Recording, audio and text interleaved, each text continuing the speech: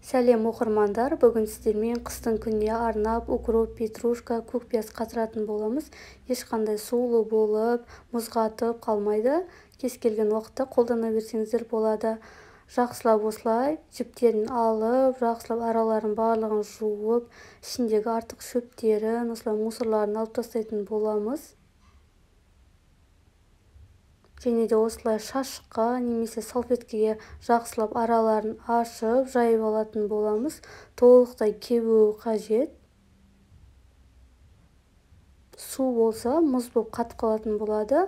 Осылай артық шеттерін алып, жақсылап өзімізге ұнаған формада турайтын боламыз.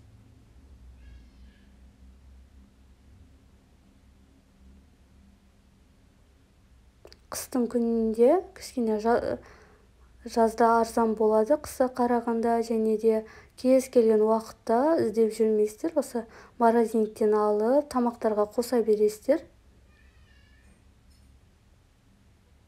Осылай алдын ала барлығын дайындап қойсаңыздар, уақыт үнемдеуге болады.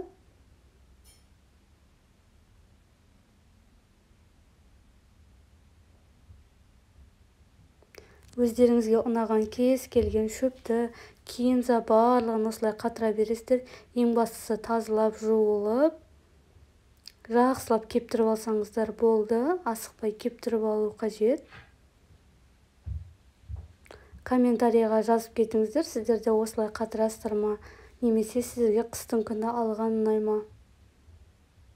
Енді укроп петрушкамызды турайтын боламыз, осылай майда етіп.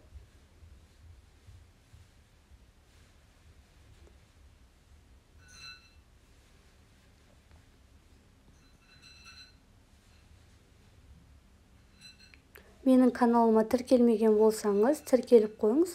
Осылай күнделікті жаңа рецептер шығатын болады.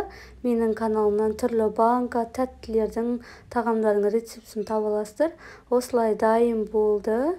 Видео ұнаса лайк басып, комментарий қалдырып кетіңіздер. Менің каналыма тіркелмеген болсаңыз, тіркеліп, қолдап кетіңіздер.